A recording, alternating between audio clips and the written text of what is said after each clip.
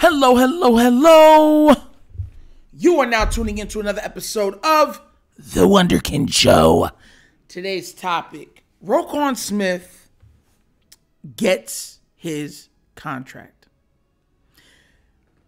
We are talking about Raven linebacker Roquan Smith, former Bears linebacker Roquan Smith, no agent Roquan Smith, and now richest LB contract in NFL history, Roquan Smith. And look, some people really bother me with some of the stuff that they say about this simply because they're mad that this man got his money. You will never, ever hear that me on the Wunderkind Show is mad at another man getting his money. Never. That just will never happen. I'm very happy that this man got his money. I'm very happy that he got what he felt that he deserved and what he was worth. Let's be honest. He is looking like, and he has performed like the best middle linebacker in the NFL. And that it shouldn't even be, you know what I'm saying? It's not even really close right now. You have the linebacker, I believe, for the Colts, but he's been injured and stuff like that, in and out of the lineup, and not actually played up to his usual standards. Roquan has been the best linebacker, not on the line, you know what I'm saying, in the NFL. So salute and shout outs to that man for getting his hard-earned money. Because guess what? He earned. It's not what he wanted. He earned it, right? This is where I say I step in a little, with what I do. Because the Ravens, particularly,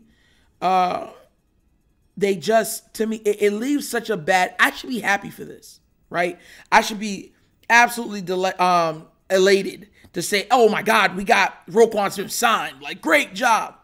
But it leaves a bad taste in your mouth, a very distasteful taste in your mouth. And the reason why is because the Ravens, once again, have yet or not given Lamar Jackson his extension. And the reason why this is a problem, and I'll keep saying this, is because Roquan is supposed to be trending for this. It's his accomplishment. It's his money.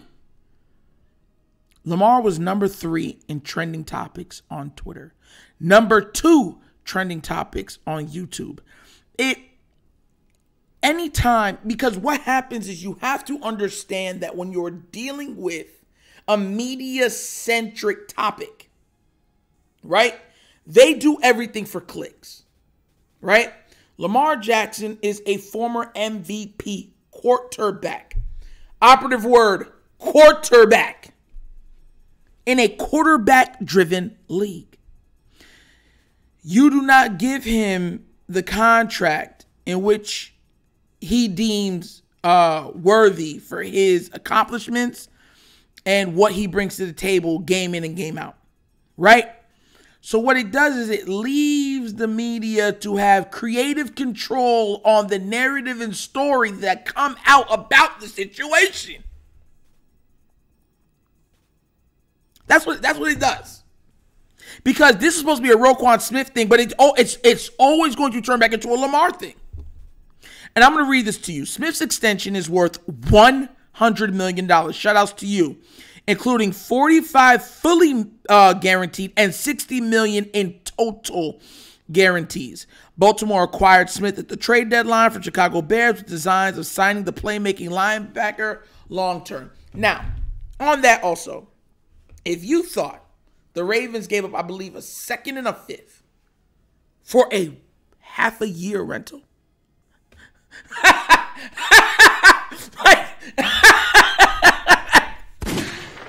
you're not mentally stable at all. We are dealing with the Baltimore Ravens. We know how they do business. We know how they carry themselves. We know what they favor. And the word defense in Baltimore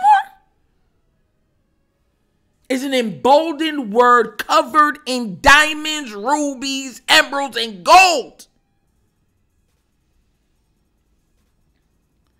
because that is the foundation on which they feel like the organization is not only built on, but will be moving forward in the ideology of it. So my thing is, I'm happy for Roquan. I really am. Like, I'm actually happy. But here's the other side of the coin. If you're going to pay $20 million a year for a linebacker, what is it, then how much do you think or should be worth a wide receiver on your team? Because you guys have refused to pay a wide receiver $20 million. You guys have refused to pay a wide receiver $15 million. You guys have happily refused to pay wide receivers even $10 million. But I digress. So it has to come to a head to say, who gives you the better chance of consistently winning games, especially when it comes down to the postseason?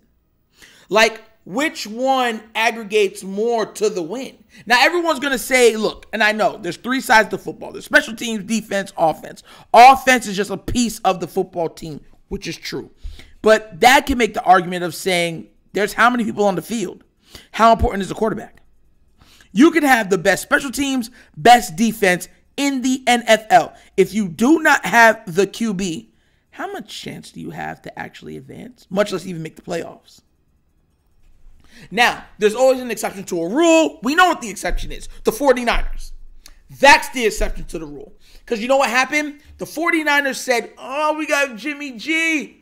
No! So what did they do? They said, okay, instead of putting our heads in the dirt and saying we're just going to live and die by the foolishness that he does, we're going to give him every single weapon that we can afford to make sure that even if he comes up short, the rest of the team can carry the weight. You guys have to understand, this is the way, this is like intellectual think speak, as you might call it, right? Because that's what you're supposed to do. If you are a football aficionado and you say you love what football stands for, you love the old guard just as much as you love the new guard, then you're stating that football is the ultimate team sport. That's what you would say. Oh, yeah, it's the ultimate team sport, man. You need all 11 guys, you know what I'm saying, coming together for one particular goal. Guess what that would mean? That means it would diminish, right, in your eyes then, the importance of one particular position. But it's not like that, is it? It's not. This is where logic, common sense, and just basic intelligence takes over. Philly did it with Jalen. Jalen's already proven his worth. He's like, yo, we're a way better team with Jalen at the QB position.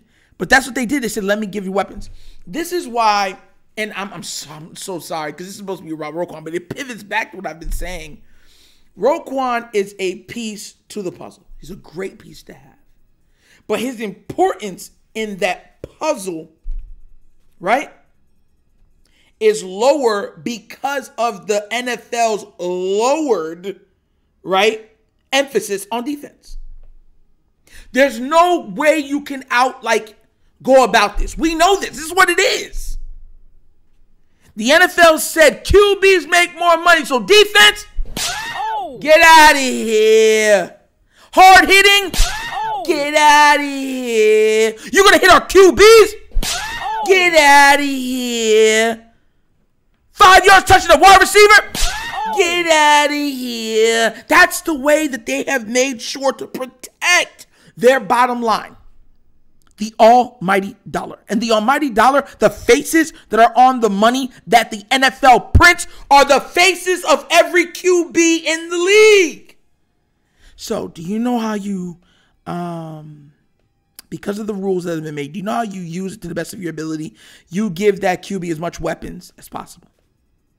You might not have one dynamic weapon, but then you have multiple good weapons, right? You have to protect that QB. You have to make sure that he's protected because that's protecting your investment. You just don't keep money in the mattress anymore. You put it in a bank. Because if the house burns down, the money burns with it. Hence the analogy. And this is why I say, looking at the Lamar situation, right? And we're pivoting a little bit, why I don't even agree with him coming back. I want him to come back. As a fan, you want to see him out there. But as a human being, I'm like, bro, no, it doesn't make sense. As a fan of the Ravens, you want him out there. But if you truly respect football, you're like, bro, I understand why you don't, what I'm saying? I wouldn't rush it. Because here's the thing. And all your talk shows, all your Undisputeds, all your get-ups, all your first takes have yet to touch on this. The biggest reason why there is such a strong disconnect with the fan base right now, within the fan base, on if he should come back or not come back, is simply this. If Lamar Jackson had the adequate help, hold on. I want to make sure that word is accentuated when I'm speaking. If Lamar Jackson had the adequate help around him, then coming back at 60% wouldn't be a problem, would it? No, it wouldn't. Because you know what you're asking to do at that point? Just get the ball from point A to point B. We don't need you scrambling. We don't need you playmaking. We just need you to deliver the ball on time. If it comes down to crunch time and we need something miraculous, that's an entirely different thing. But along the game, all we need you to do is ball from place A to go to ball to place B. That's how we need you to be. Because we have other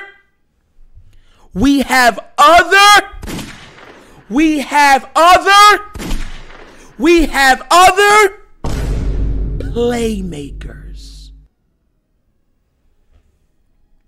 The problem with Lamar right now is that if he comes back, being the 60% of Lamar, which most likely he would be, is not the Lamar that they need.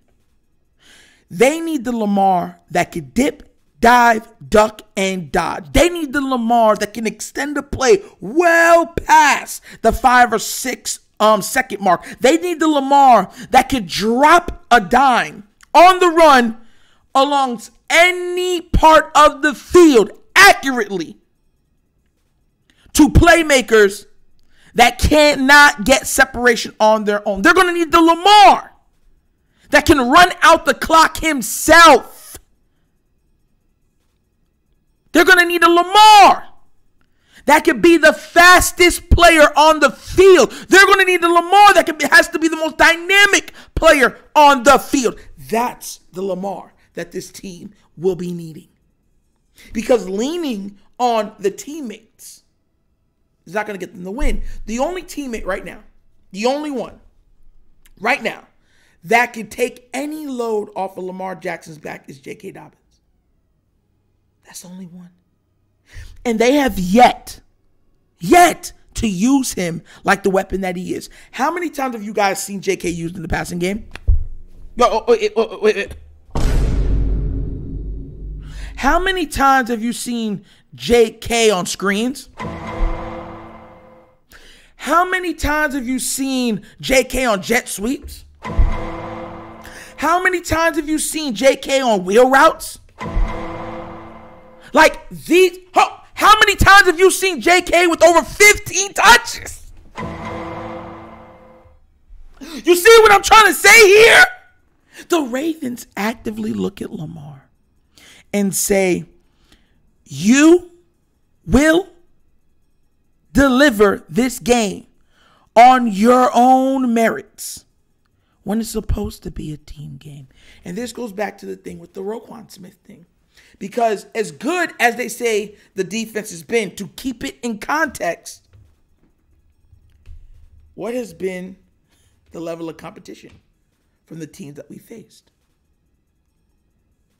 And are we still giving up fourth quarter leads?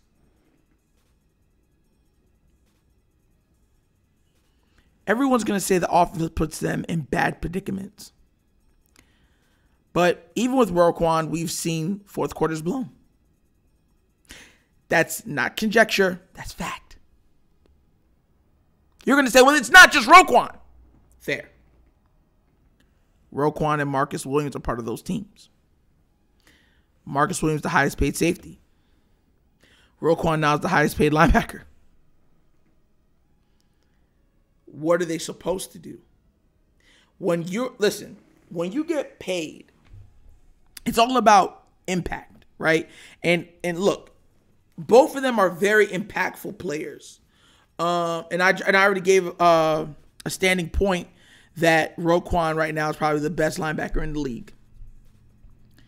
But when you look at defensive playmakers that can truly make a difference on the level that $20 million is worth, that is predominantly coming from pass rushers and cornerbacks. Because both of them affect the most important position, or affects the piece to the most important position in football. And what I mean by that, cornerbacks take away the best weapon or handicaps the QB, which is the most important position in the league. And what I mean by that, a QB is looked at as a warrior, a soldier. I'm going to show you the analogy, right? A wide receiver is a sword. That's what it is. With a sword can be sharp. A sword can be extravagant. A sword, even if you like Dungeons and Dragons, can have magical effects to it. But a sword without the proper wielder is useless. You heard of the sword in the stone. If you follow mythology, it's still in the stone because it does not have a proper wielder. No matter how spectacular that sword might be, it still needs a wielder. That's a quarterback. A cornerback disarms the wielder from their sword or weapon. That's the job of the cornerback. So instead of going into a fight as a wielder, a soldier, a warrior, saying, I can use all the moves at my disposal, you're going in there with an arm tied behind your back. And usually that arm is not even your strong arm. It's what's it called? And now you have to use your lesser arm to do everything to beat this team. And guess what? Pass rushers directly affect QB's timing, QB's accuracy, and if they hit them, QB's health. So those two positions, if you're talking about aggregation of wealth, make more than anybody on the defensive side of the ball. More than ever before, because remember, the NFL is a paradigm that has shifted. It has shifted. Before, running backs were so important because that was the name of the game. Remember, it was hard enough finding a QB that could stay healthy enough and take the hits. It was an entirely other thing to find a QB that could take the hits, stay healthy, and still deliver the ball on time while getting hit. And then on top of it, you would have to find the weapons that could get open consistently. Because guess what? Back then, you can maul receivers. So the importance of the linebacker position was at an all-time high because we knew that this ball was coming through one of these gaps.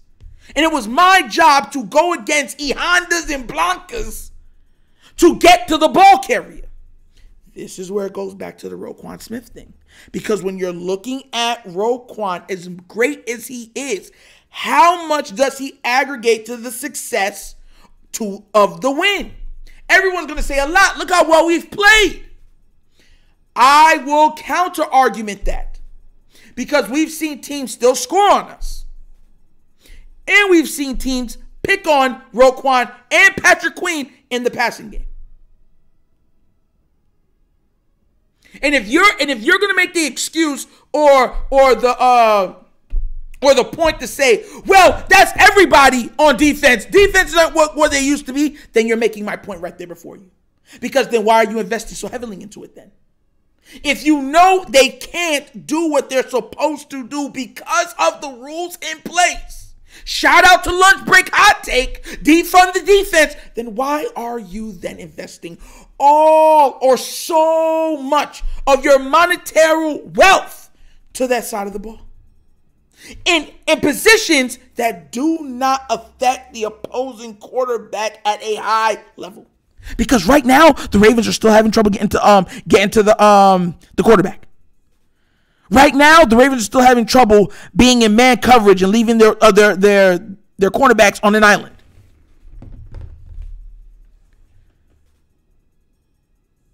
This goes back to a point I made before. So the Ravens right now are hoping and praying for bad weather, because that itself would help them, right, slow down the opposing team's passing game, right? And it would help them handicap the other teams that want to go air raid. So then it's like, well, then you have to run it. Well, then we got Roquan right here. Oh, yeah. But you're hoping, wishing on a prayer. Living on a prayer, take my hand, and we'll make it, I swear. Oh! And that's just not smart football. So once again, I want to say this. Congratulations to Roquan. Great job on the accomplishment of being able to provide for your family for generations to come. But from a AAV standpoint of importance to wins and affecting the opposing QB, this was not the most intelligent move that the Ravens could have made. And on top of it, you still have to worry about the contract of one named Lamar Jackson. And you still have to worry about getting him a playmaker on the outside, especially now looking that Bateman's going on his third year. Third year. Remember, we were not too far long ago when we were with Hollywood. Are you going to pay Bateman? Are you going to let him walk? These are the questions that are going to plague Baltimore because of their foolish indecisions in the way to construct, build, and run this organization. And you cannot blame the media for this one, because this is a making all done by the Ravens. And my mother used to say this: when you make your bed, you gotta lay in it. You have to lay in it. And that was another episode of The Wunderkind Show. Hey, yo! Hey, man, you guys are amazing. And also, you could be anywhere else in the world, but you're here with me, watching the content, delving into the content, commenting on the content. And I just want to say thank you. For the people that are new to watching the channel, please remember, like, subscribe, hit the notification bell. We have fun in the comments, so do not forget to leave a comment. Let me know what you're thinking, and I will comment back to you. All right? And if you would like to go even further in your love of The Wunderkind Show, like, oh my God, I love Nitro's commentary. Oh my God, I love The Wunderkind Show. You can leave a donation right there that will directly help build the channel even further. That's the QR code. And if you go to the description, there will be the name for the Cash App that you can click into the Cash App so you can go. Remember, it's $, The Wunderkind Show. So once again, this is The Wunderkind Show. This is your host, Nitro, signing off. And you guys knows my slogan. You know you do. And you know I'm going to say it. Peace. Because I'm out. Yeah!